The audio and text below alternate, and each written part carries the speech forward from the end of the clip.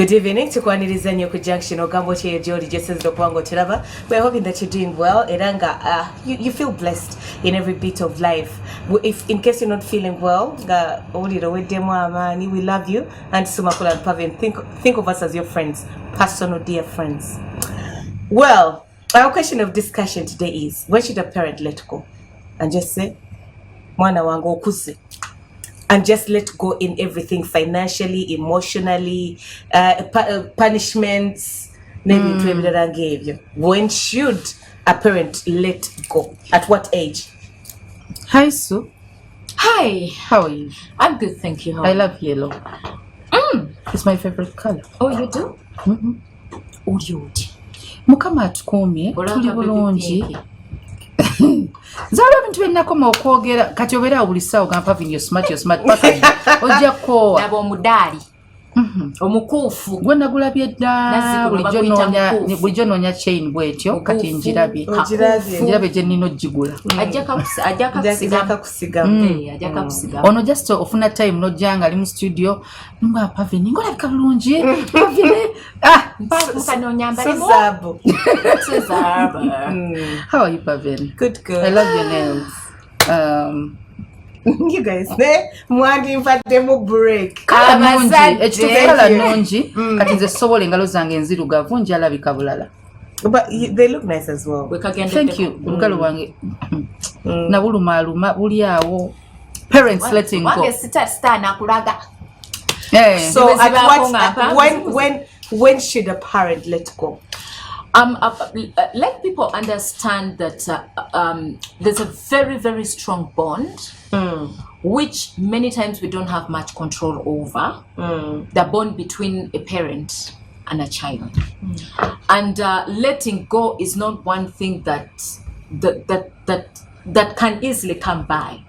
Many times we always keep shielding, protecting, feeling like probably they are not ready or they cannot manage. Abana ennaku zino tubakuliza mu nkwawa, tubakuliza mu biwato. They have turned to be our walking sticks. Exactly, things like those. Owange wa test tube, owange wa aloni. And here that people get loans and they go to fertility hospitals. Yes. Those things are very expensive. So we are wired differently as far as letting go as parents. Otherwise, if a parent has been doing their role from the beginning, omwana jatambula naye amuteeka and all that kind of thing, waliwo ekiseera wekituuka ng'olaba nti you've done a complete job, you probably need to let go. Ng'olaba omwana ono asobola okubeera independent. Yes. Nasobola survive nga luwa bana betukuza nga ali dependent nyo kugwe buli kimu bogeza ko letting go ngo buzigenda kuja I'm just remember the movie I watched. I'm so sorry God, but I'm going to say it.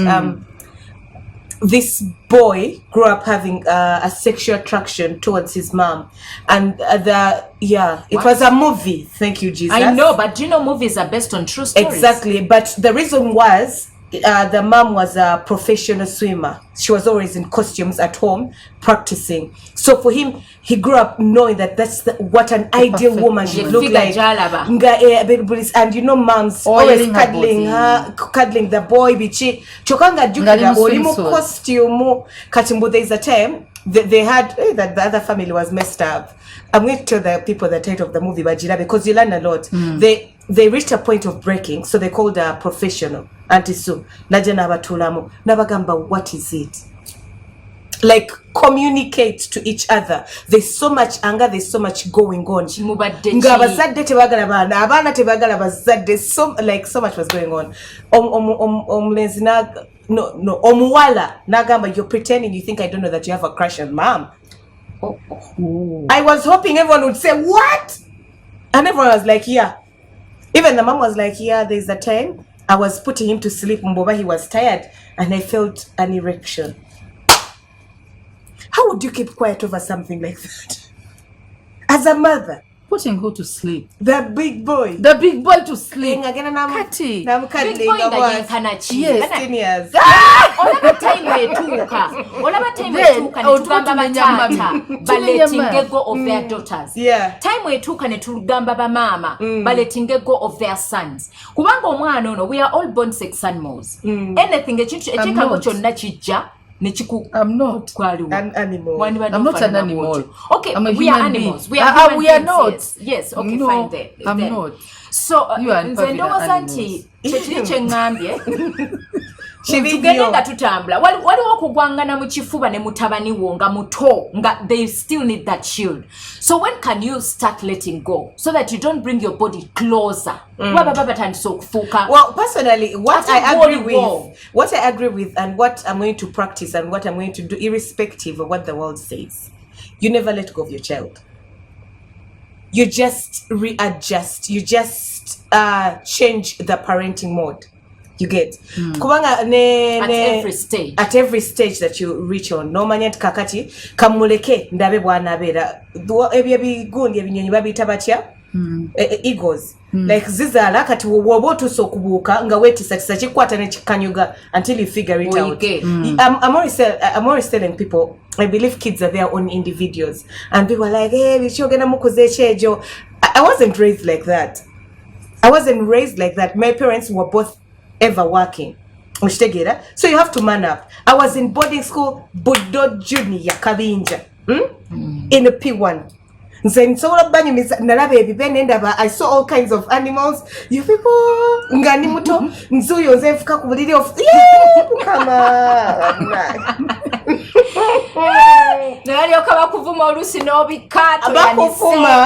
What do you know, Buddha Junior? The matron would come and check each and every person's bed. Or wazotia, wafuse, restaurant Macintosh, or Shegeda. P1. You said you top decker. So what are you to Ate, Nay, Twaka checking in, never been to Sakomoto, never gonna wash and hang. Now that's growing up. Like that's how I grew up. Like they put me in the world. Of course, they were watching. They were watching closely. Like a baby but ego. I grew up so quickly. I knew what to do when. I know how to stand on my own. I know how to make my own personal decisions. So that is what I'm going to do. Because kids are their own individuals. Every plan you make is based on these children. I have my mom's friend, Massive. They run your life. Her parents have a very, very, very big house in Bunamwaya. It even has Angel Gabriel like this. He has wings and a fountain. They all got married. The men are marrying. Some are in Chigali. Others they're two like this. Mama in a mansion. Mama and dad. Yes. Bargains. Now you hear echoes. You can't clean. Maintenance is becoming a problem. Of course, they are very rich, but you get what I mean. The sound of children is no longer it's there. No longer what there. There's a dorm. You even grow older. Do you get what I'm saying? Like you watch TV, get tired. You walk around the house, get tired. So instead of letting kids control your life, you have to control them. So never let go. Beat them whenever, because me I was beaten all my life. If mommy was still alive, she would still beat me up to now. Beat your kids, discipline them the way you want to, and never let go. As long as you're not destroying or damaging or endangering them. No, Auntie Sue, the chance kiriza, buli muzadde amanyi omwana gwalina. Waliwo abaana ng'osobola okwanguwa oletinga go, ng'omulaba asobola okuyimirira yekka. But olimanya nti asobola okuyimirira yekka kisinzira engeri gy'oz'omukuza n'olaba nga asobola okubeera independent. Waliwo omwana nga buli kantu konna akamutuuka kaddawo. There is a problem. Kati awo kizibu oletinga go oyinza omutta anaanonye omuntu omulala, usually ba ending up mu mikono gy'abantu abakyamu. They get into drugs. Abaana betera ogamba nti omwagala nnyo ne kati kamuteeko abe independent afuna ate omuntu omulala gwa confidinga in n'amala nayononeka bwononesi. So let me say this. Character and personality. Let's understand our children. Their abilities, their capabilities, and where they need more support. Kati awo wolaba nti ali so dependent nti kati akuze yandibadde akola kino naye lwaki ali clingy. Tandika okugyayo ebigambo ebimuyamba. Tino munnange weeyambe weefeeko kati tolaba nti okuze. Like we show them what they don't seem to see. Otherwise the bonding becomes too strong. Ate ne weesanga nti oluusi bw'obeera single parent. Gwe tata gwe mama. Kati byombi abiraba mu ggwe. To one extent they can never think of another.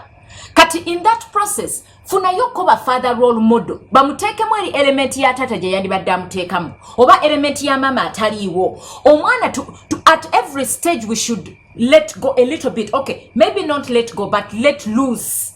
Kwegamba omwana ono aleme kubeera nga kitengejja ku nnyanja kisinzira ntiso kyendowooza waliwo stage ya teenage is a very difficult topic. It is difficult. Ne teenage age katonda batandise okulaga nti omwana wa atandise okula. Teenage age is late. Teenage auntie is late. They magabye P1, they let go.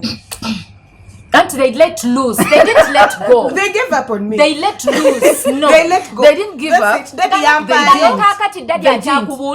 No, that's the thing. I will place, the parents were busy. Kati omuzadde yemfoche okulekera omwana wako omukozi, you can trust the school. That's it. And chemwategedde nabagambye, you never let go. But bino bye mugamba nti bwatuuka mu teenage years, then you start adjusting. Those are the people who are going to go to drugs. Because now they are missing that person. When someone misses something, they find a way of replacing it. Chovola bantu abawala batuuka mu teenage age, daddy teyaliwo, sugar daddy. Oba omulenzi, like anonyayo a father, a man. The emotional support ajamunonye wala wonna. Yes. So how easily are you going to do it? Abantu abamu wawuli ati nagenda mu boarding school P1, you're going to feel like I was tortured or mistreated. No. Nayiga mangu obulamu what life is. I knew my parents were there. Now I understand that being a career woman or a working father isn't easy, but it's a necessity. I wouldn't have been able to go through what I went through if they had sat on there and just let me play. You get what I mean? So what Chengamba Tolinda, do not wait. Like the way the egos bwalabanga otuse gwengo muzadde tolinda ntikantuke ku teenage years, then I let go. I feel like that's a bit late. Omwana otandika omubulirira from buto. Tomugamba bizibu ki byoyitamu kufuna sente because they don't care. Tomugamba no, but then leave them to be independent. Mutwaleko ku playing ground. Otule katebe o monitoring or making sure they're not getting accidents, but see how they make friends. How do they interact with people? Following up kind of thing. Because many times we should let our children eranga bo wagambye kano oyagala nyo flash colors eranga bo wagambye nti children are individuals. One of you said it. Ate era tetwandyagadde kukuza baana oba kubateekamu ebyo bye tuli kubanga oba omujjeko ekice Katonda ekirungo kye yamuteekamu. Exactly, that's why I told you let bagayidingira mu kyabwe kye bali kasita kibanga tekimukosa. And the thing is, letting go is not the same as loosening a bit up. Let go. Because what your parents did to take you in a boarding school in they P1. They gave up on me. No, they didn't. Otherwise, they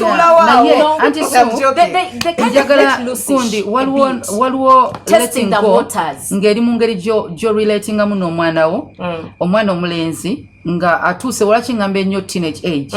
Nti omwana omulenzi oba omwana omuwala awalina byatandika ku experiencinga body changes, hormones bichi byonna byonna mbine gukyuka. So bwoba musajja omwana omuwala mu teens n'obwoba omwagala nnyo waliwo ebintu byotalina kubeera ng'okola naye. Omwana omulenzi, I have a boy who is 18, ali asuka kati 14 years. Agenda kweza 15 years. Imagine, because I was close to him as a single mom, nga nze gwamanyiridde. Even up to now, era achalaba nga nze gwalina obuwulira kyayitamu. Omunaza? No. No, ngamba bugambi ntinga nakati okyamu katika Ngereze. Nti lulinga muto, before 7 years, nga nibwangamba kasusu kamuluma out check okakebera mangu. Now I can't. Era bwakingamba to hospital oba to your father oba to the father. Era nja mugamba talk to the boy. Naye jukira abadde tali close naye. Kati atyamu. The best thing to do is take them to hospital. Yatuuka nga atuse mu stage nti akuze pubic hair what najja nabingamba. Nemugamba okay. Ngarwachi sikakebera nga nzenjiwo. No, mba ntandise omuwemula. Nino omulaga nti akuze. No, nino omulaga nti akuze. Anti si kye tugamba. Omulage nti akuze gwe nyinyi ogambye. No, by the way. No issue. What do you live with your son? Movie gy'obadde oyogerako.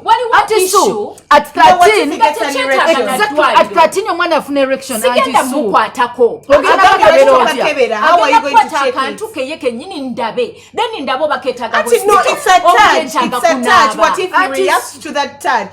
What are you going to do? Sente waliwo kubeera nga weziri.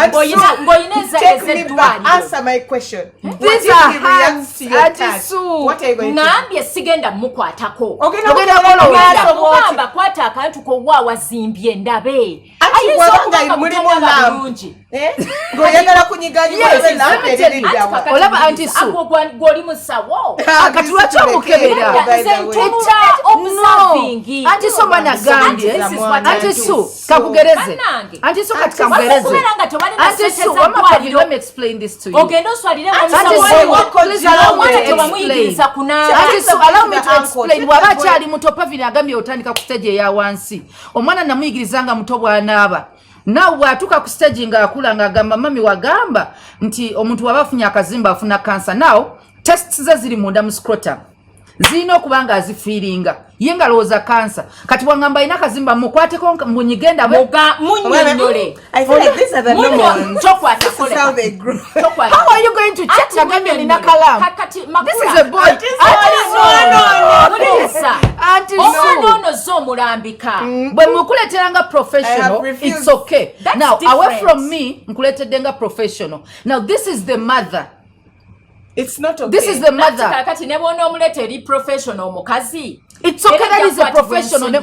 Tasobola eryo dwaliro akimanyo ino gena mudwaliro Auntie Sue I'm telling you my experience I'm sharing with you my experience. Era bwe yatuka namugamba bwotuka nofuna kino na kino you tell me because I knew at a certain stage I know kubanga afunye pubic hair and he needs to keep himself clean. Era bwe yanga manemuga let's go to the supermarket. Nitukula bya ino kosa nambuza how do I use them? Wali onsubira mwambule mulage madam kasa togenda kwatayo namugamba okwata this chovu spraying using my hand no kwata ka shave no kola bot then after shave naga okay Auntie Sue kati oyagala nkwata omwana ngo mulenzi namukozesa ebintu bingi anti alina obutabutuka Anti kakati makula kati Auntie Sue wali osubira kati oyigiriza otyo mwana omulenzi munango kubanga yerongosa we shouldn't wait for that very urgent time when something has happened jangu mpola ngo educating omwana wo kubuli stage tuleme kubeera overwhelmed jangu mpola ngo jo mulambika wagamba nina kazimba mubuze kali luddawa nti kali wano nti ako kali nomo kali okay wakazimba kali okay nga tokalabye anti kakati akugambye kali muri munda mu kisawo kati bwe kabanga muri mwakalala we mbanga muri mwakalala ko bulwadde ako mutwale mu ddwaliro otegera otya nti mwekali kubanga bombi buzimba omwana yennyini mwana mukulu watukiddoga nti waliwo ekikyamu already ategera nti atategera kyatalabangako Auntie Sue there are times wobera ngo ichinga nga nawe tokimanyoloza already nogenda mu ddwaliro omusawo nagamba bugumu oba obadde okimanyi nti bugumu ligenda kuleetera ichinga wansi kati n'omwana ono omulenzi waliwo yo stage ng'ogamba olwa body changes I have to let go Auntie Sue and what if it's a girl okay what if it's a girl omwana n'agamba dde duwe funa discharge wansi gitegeera because it's a man single father aina mwana muwala afuna discharge ng'omwana takimanyi nti waliyo normal discharge bweti ne bweti kati omuzadde akola atyo omusajja ekintu kino kyangu nnyo omukazi okumotheringa both boys and girls. I'm talking about a father and the daughter. Anti kati awo ate we wali obuzibu obusinga. Kati yagende mudwairo mama togenda mudwairo na mtabani. Awolita makula. Wawulide movie Pavinji ya soso. Thank God you brought it. Kati nabadde yagala tulage Auntie Sue. Scenario eno letero mwana omulenzi okufuna feelings kugwe. Obera omukwatirira buli seera mutabani wo 13 years okebera kwatirira omwana ngambye nti baako interrogation jokola ntolimbeera ki kirimu ekiki Auntie Sue no, let me say something. After you have to let go. Kids are professionals. No, kids are professionals. Auntie Sue bayingiremu ku mwana we wa kuyambe. We've always been communicating and telling mothers that you raise us boys instead of husbands. And that's how it begins. He needs to be independent. Mama yakuga olaba nti kutata oyangu ye mangu okugamba mumpulirize because I've been listening to you people. Kutata you quickly say it, rush her to hospital or it's harder. You get. So as tukula to be protected or ina byo sirikira ngo muwala omanyani yabimaliriza kumulenzi oli mugamba kale tugambye munyigenyige but ogambye addukire wo mukebere. Now we are facing problems in our marriages whereby we are married to children who run to you about their private issues, their bedroom issues, and you also take it seriously because you welcomed it. It's not okay. Auntie Sue, it's not okay. People, I say as a mother you need to let go. It is so hard. You don't but of a boy. Mulagent toja Pavin, wange. thank you so much. Nabandi Abakazi balemeddwa okutabaana abalenzi. Paka You don't give them up. Nogamba akola ki? But you loosen akola up. bwatyo. Yes. Okitegeera? You loosen At up. 13 years Chenagandi. old, You adjust. At 13 years 13. old, the boy is old. He's a teenager. So, meaning his That body. is senior one. Whereby, P7. actually, for a boy, I think it even starts early. To know that his body functions. I don't know how early. It starts early. But it starts very early. So at 13, he's so many actually like mature. body, yeah. He could actually be even having wet dreams. You don't want them to be about you. Guy, he likes the way you looked at him. Tomanya. Not even the way you looked at him. Anti Your agamba- hands. yagambye tokwata. Wafuna Anti- what dreams azifunira ku mikono gyo. Exactly. Anti so that is incest. Abakyala mukuzizza abatabani abatalinaamu Do magezi not awaken love. Omwana ogolokosa omukwano gwe. Nagamba nti mukwateko. Ekyo mwe mukimu. Naye olaba ki? Ekyo mwe mukimu. Kati omwana omuwala yebambire taata we. Ngambye, you interrogate Okkiriza omwana omuwala yebambire taata wa mukebere. Alabe discharge kyevaayo. Kati lwaki okkiriza ekyomulenzi? Okyali ku junction tukyagendera ddala mu maaso. When should a parent let go financially? Katubadde tutandise mu nkuza. Let us know on our Facebook page. Other is Tova.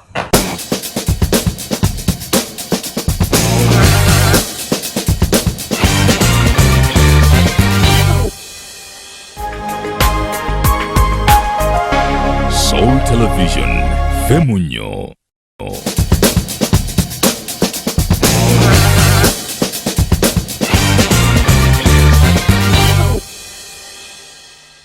Tukyagendera ddala mu maaso okyali ku junction anti Sumakula and Pave. Era nga twogera ku mulenzi muwala nkuza. Did you hear what I used to say? Omwana omuwala tasitamira taata we okebera discharge. Naye omulenzi alage mama we. Tunulayo. Olabe kiki ekibadde wayinza okuba tanaaba. It's wrong. Nze ngambye mubuuze. No, tamubuuza mutwale w'omusawo amubuulire. Kakati buli lwaliddukira ng'omusawo gwe ng'omuzadde olikola ddi? Mukama Katonda. Yes. Anti Soko obuuze olaba bakyetaaga omusawo oba yeetaaga Since okuba na parenting abubi anti so. But let me tell you something. At 6 years, anti so Ate nakubuulire nti abajja mu balwaliro kuba kati gwe nkola byolowooza ssente. Waliyo consultation gy'ojja okubuuza omusawo agambe mundeetere mukukeberere. Tajja kusaba ssente nga just buguma obakko. Pavin. tekisoboka. Anti so let me give you from personal experience. My son when namuzalira I couldn't circumcise him at early stage because yali alina obulwadde nga tebaga kintu kyonna kyonna kimutataganya. But at 6 years n'atandika ofuna infections nga tatukula bulungi ninga akamutwale mu ddwaliro omusawo yaba mugamba though yalinga omuto naye yali mukulu kubanga yali mugezi wali omwana gwolabanga mugezi. The reasoning is mature. The reasoning yes. Bwe namutwalewo omusawo ne mubuulira ne mugamba I think it's this and this but I can't talk to him about it. Engeri gy'alina okwecleaninga. Omusawo n'akwata akantu ke n'amugamba when you're bathing do this and this. Sinze nkwate mpenjula akantu k'omwana kafuwa skin. Anti ekyo makula osobola kimunnyonnyola n'akikola nga tomukutte. Oyina mulaga oyina anti suku mwana omuto ogambye omwana we ali intelligent ali bright. Ezo body parts set anazisoma tamanyi bweringa bweri tasobola anti so mwana omulenzi okimanyi you have a boy ajali covered kuvanga mutajali covered anti su siba this is a professional akuyambe ku mwana wo kubanga nze sayina musajja je tukijeyo mu kukuza abaana tukitwale in real life anti su wali owuliddeko omuntu awo obujulizi na sikali sikuwa obujulizi omuntu ayogera about life nagamba nti nze natuuka ogenda mu ddwaliro ne baŋŋamba ndi ku stage 4 of cancer.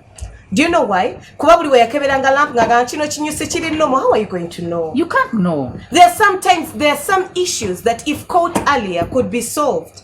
I understand what you mean by yes, as a mom you should check your. I don't even understand. And there are moms who don't know. Got by experience. Don't you ask, first you don't boy, have the experience. You don't know. You even wouldn't know the difference. Second boy there is a normal discharge for women. There is an abnormal one. Omwana agamye njifune yes it's a normal discharge clear, for but a mother. It's a disease. Yes. When ogiraba nogamba nga nawe oli mama you're a woman, she's a girl and you think it's normal yet it's not. It's communicating something totally different. By the time a child complains about something it means it has concurrently happened. And it's abnormal to them. Yes, uncomfortable. So seek professional help whenever. Ate sigama tugenda wa musawo which is I always agree with Musawo. Gene wa Musawo. Thank God Ivan's younger brother got married to a doctor. So ebyaffe byangu. I said the name. But what I mean is you didn't say the second one. Okay. Kati also logenda ke wa makula. Oba makula najja ke. And so I'm always coming to you with my problems. Oshitegera. Nze bali omwana wange omuto bali bamutaddeko empiso nga azzeeko ki? What is this? Obuwere babita bate? Afunye rush. Oluwere. Ebyo bye bajjanga wali omunyo. But you know what I mean. Rush. I quickly went to hospital nga nandyebuuziza gwe n'ongamba ye omwana bijja genda ekyo kyali bwe kiti oba bwe kiti. Second opinion. Anti Sue. Second opinion is important. Bwe kisukka nze bwe nkwata mutabani wange ne muwa Pavini mbasiwemula. Pavini bw'amukebera aba tamuwemula. Naye nze omukebera I have to let geno stage omwana akuze nawe olaba ebitundu bye bitandise okukyuka.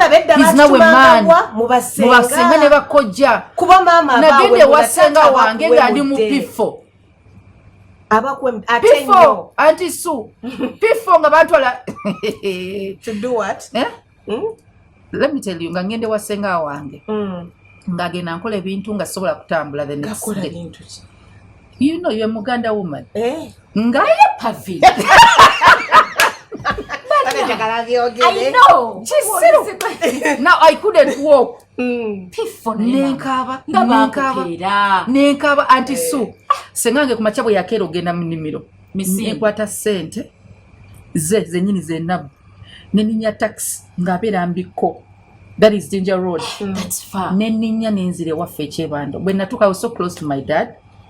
Era nga tukwatagana nnyo. Nemga daddy. Nambuuza kinga okomye osenga wiki. Nemugamba gye mwantu temwangame ngene ndabe kusenga ine ebintu bye yankoze ebya sitaani. Because my dad yagambanga nti omuntu akebera wansi eyo sitaani mwerere. Nemga yankoze ebintu bya sitaani. Kwa ye ebintu ki? I don't even know. Of course you told him no mulaga. Nempe mula daddy wange nga nze simanyi nti muwemula. Nemugamba yakoze bwati ne bwati omusajja nemula nagamba naita mami wange. Nalogo. Yango chase. Ati lwaki oyita mami nze njagala kugera nze sigala kugera ne mami nagamba olebe ebyo byabasawo. Kati mami wo musawo. Tekyakugamba nonga musawo. Waliwo okubeera nga sima musawo. And then daddy was saying, what is this? Naga ebyo byabasawo kati engeri mami gyali omusawo. Nemugamba naga kati yogera n'engeri gyali omusawo yajja okujjanjaba otambule bulungi. Wow. But anyway, letting go. Going back to letting go. What we need to know, because my dad had to let go at that stage. I know Auntie Sunga. Yes, he loved me so much. He had to let go of me. You let go. And the other was a man.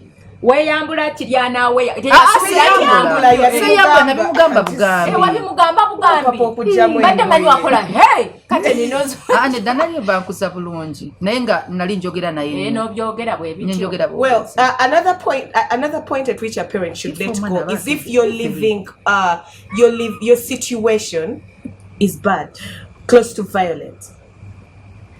Temukwatagana with your baby daddy, or probably you're in a marital home but you're still not connected at all. Please, you need to let the child go at whatever means. Funa womuteka ne I think in certain situations you're supposed to raise your child as a spy. You're there but non-existent. Of nga takulaba nti omupolisinga okola ki, but those are situations whereby you should remove the child omutwale in a boarding school probably. Yes. Oba omutwale I think boarding school is best because wanabeera mu maka g'omuntu omulala they wonder why they can't be home. Yes. Because that's also another problem. Boarding school we learn from other people. Yeah. Fellow students naye ne teacher baba manyi ekyokola abaana kweyo stage. Yeah, they will teach you, they won't segregate you because it's normal. Buli mwana omulala jali, you will never know the reason as to why you're also in there. School. Yeah. So I believe at a certain age, if you fail to agree, abatulaba right now, you fail to agree with your better half, or they are somewhere, or failings or kubalabirira, because your current is saying, cut off all the ties, do not communicate. Take them to boarding school. There won't be any sentence or store. Give it to the bus or take it to the bank. It will be easier for you to cut off ties, but to also stay in your child's life and to look after them. For the girls, omuzadde omusajja alina okukuza omwana nga asobola okuba nga ali private. ebintu ebimu letting go bituyambako omwana okuba ne privacy in life and independence. Yeah, that independence. Omwana omuwala omanyi nawe daddy stage yatuuseemu ayinza okuba nga essaawa yonna agenda mu periods beta n'omukwasa omuntu omukazi n'amu preparinga for that stage n'otabanga taata because otyo omwana we bajja mukwanira mu maduuka gwagenda n'amuguliranga pads. There is no privacy. Pad kati ogenda gimuyigiriza otyo gikozesa. Actually, ku pad some people use tampons. Daddy ogulira omwana tampons?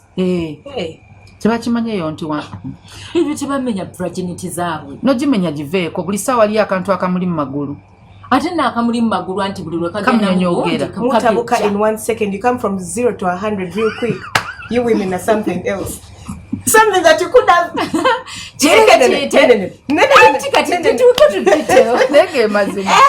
Women tugenda nnyo tufa nnyo ku details.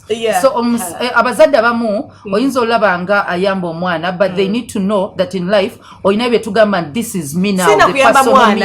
They're like, oh, I love privacy. My child. If you love your child, then you learn to let go and as teach early them as to be possible. Private. Tuyina we twatuuka ne batugana okuba nga tetukyanaabira wabweru. It's privacy. Oba kuzanyira mu kabalaza ng'enkuba etonyanga weeyambula ozanyira n'abalenzi. Mwali munaabirayo ki from the very word go. Kubanga omwana ne bw'aba muwere lwaki omunaaliza kabalaza. Munnange gwe gye mwakulya ffe gye twali ekirungi obudde ne buziba. Naye nga tunaaba ne tutuuka saa 10 mugenda munadawayo ebbafu n'ogijjayo n'onaba nga bakulengera. Ku kkubo ng'ensi yonna I will never forget the biggest embarrassment of my life. Up to today it's imprinted in my mind. Nga ngenda ndya ki akawunga ka muwogo. It was my first time ever ngaze sikamanyi sikawuliranga nako wakalira wo wajjajje nakulabye mukesa zone nabalwa tu ntegedde ziwaiza kuba kakati because kati ngabakwata abantu alayo okuzanya n'abaana bannange so that I don't be bored at all. TV and one you're the first born nalina myaka emeka. I need you to know that nali mukulu nga ntegeera I think 6 to 7 years.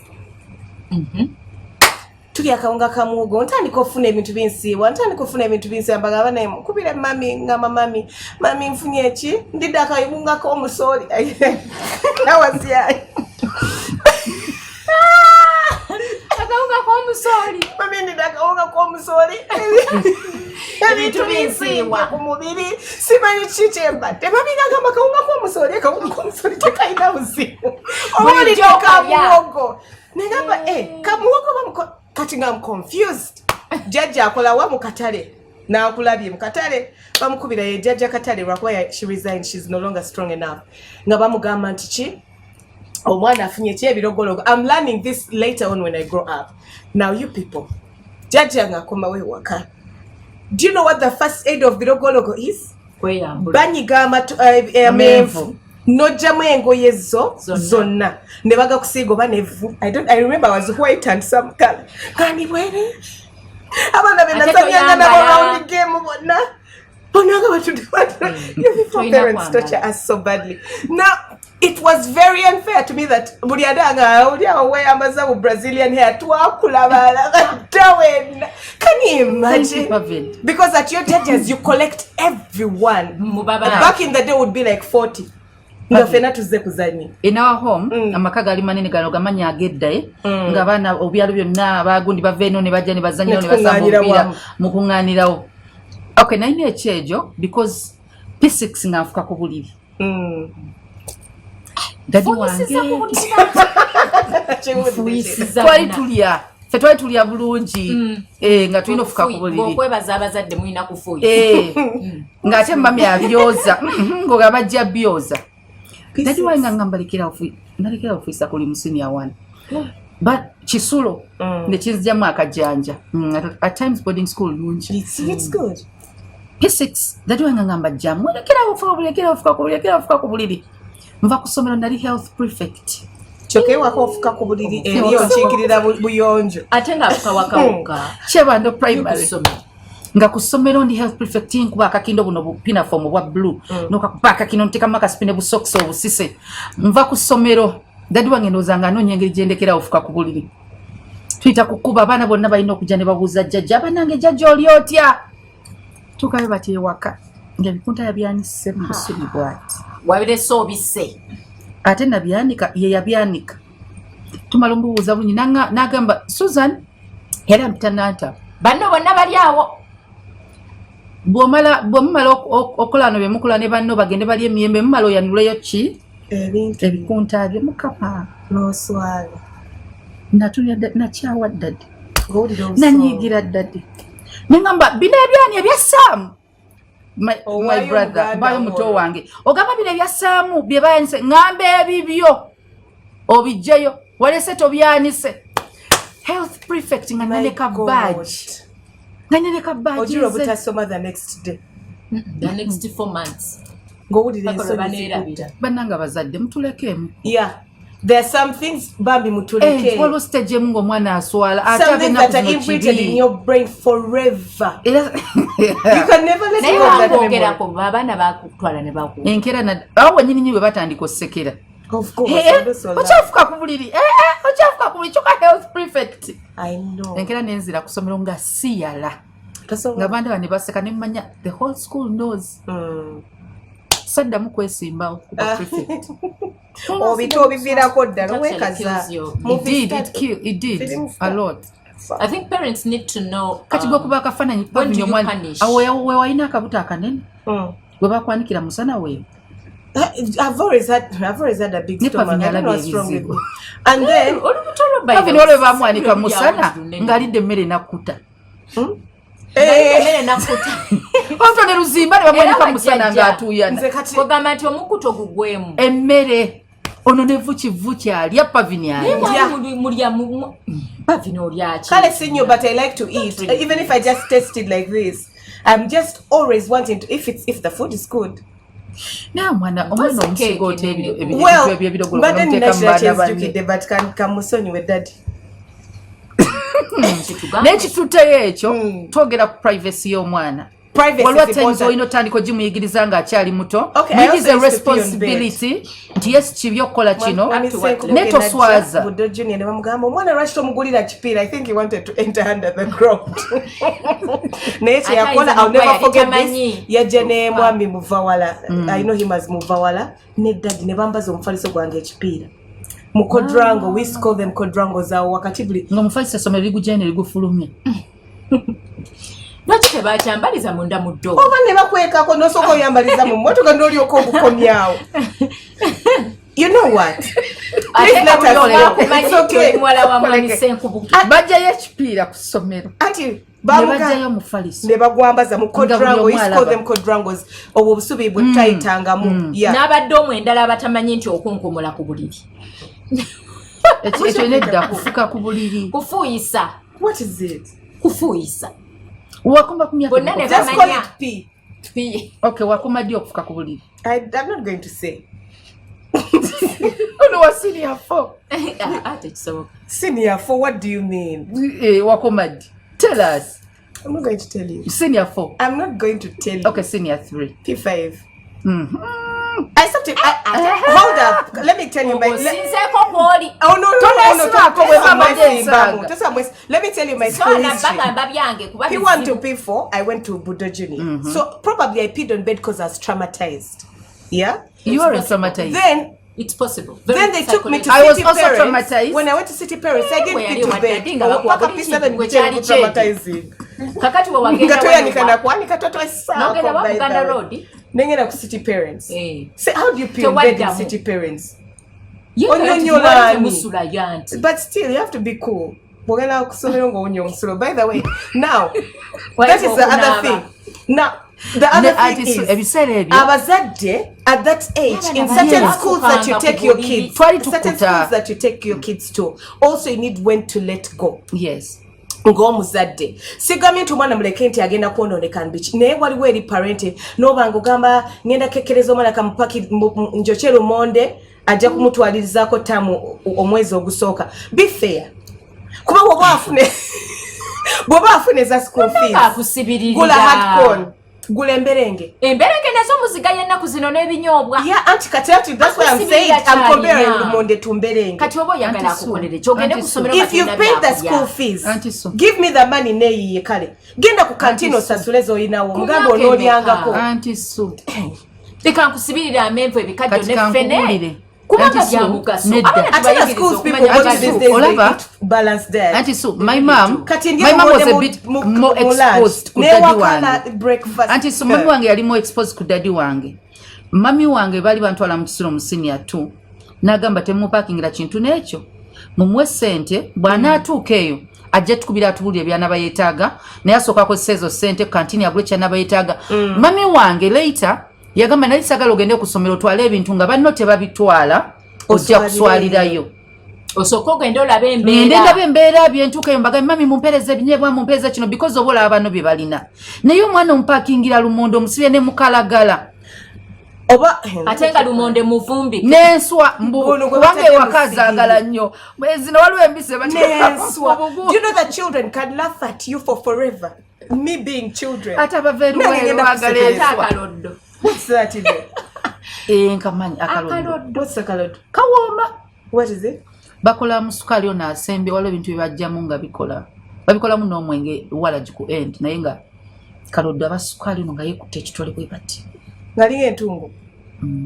Ate nze ndowooza waliwo age gy'otuuka mumbulira kaloddo ke kati parents be serious kati agenda nakukumula sukaali nakuwa bukunkumuze kaloddo ate kaba kabula school fees muleke ntwala mu church girl mfuna diploma yange. You people leave the parents need to get serious. Do you know only that you will never it messes you with your esteem. Yeah, exactly. You cannot study kati otekeko uniform bagulya mwana akula. You have to grow in it.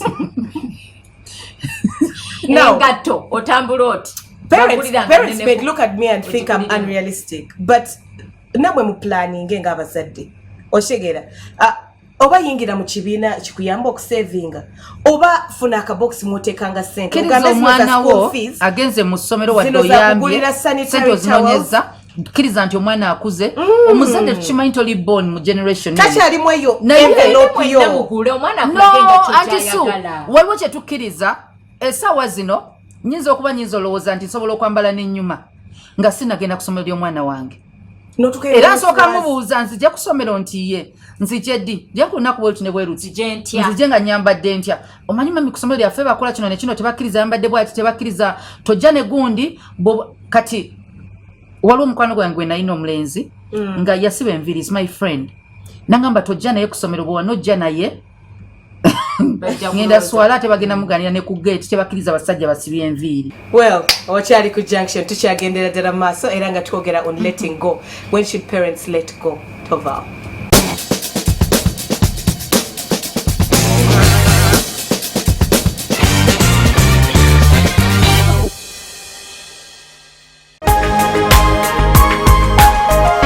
Soul Television.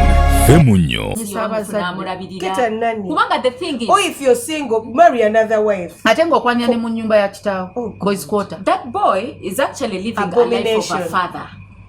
That boy will never grow up. They will never be independent. He's a boy. It's very bad. It's bad. Abazadde muto abaana. Despite being 40 years, aba akyali mulenzi. Abazadde abaana mubaleke mubagobe. Waliwo abamu nga beetaaga gobo mugambe bannange tofuna yeeyo ku Let's move out. It can't be a person. Bw'oba omuzadde otya omwana oyinza okuba otya omwana wo omwana oyinza olowooza waliwo abazadde nga otya abaana bo parasite bw'oba obatya funa omuntu agambira abaana. Ate omanyi abaana kye bakola onkotogedde the whole time. I haven't made my own life. Nyenda kutta ntwale ebyobusika. Ebibyo byenjagala. Because that's what I have. Sawo byendaba. Like mbera kukubo nga nvuga nendaba oli mulema siganye kibi nnyo. Niyo kutte mutabani wo omukulu yakusindika kagaali. Musabiriza. Omulemeseza okugenda okukola omwana yandikoze n'akulabirira ate yandiyagadde okubawo naye omulemeseko kati lwaki tayagala ate bombi ne bakutunuulira bwe bati nga they are both two grown people nga you're scared ogamba bagenda kusikako enviri oba they're taking it. It's very unfair. Abaana mubatte mubagobe get someone else to talk to your child oba omutya funa omuntu ayita mabega mukwano gwayogerera omwana. That's the problem. They also never let go. Tebamanyi, they don't know how to be alone. They never got a chance to be independent. Bazala holding on to this so person, we are their this best child. friends. We are their entire life. So they hold on to us for forever.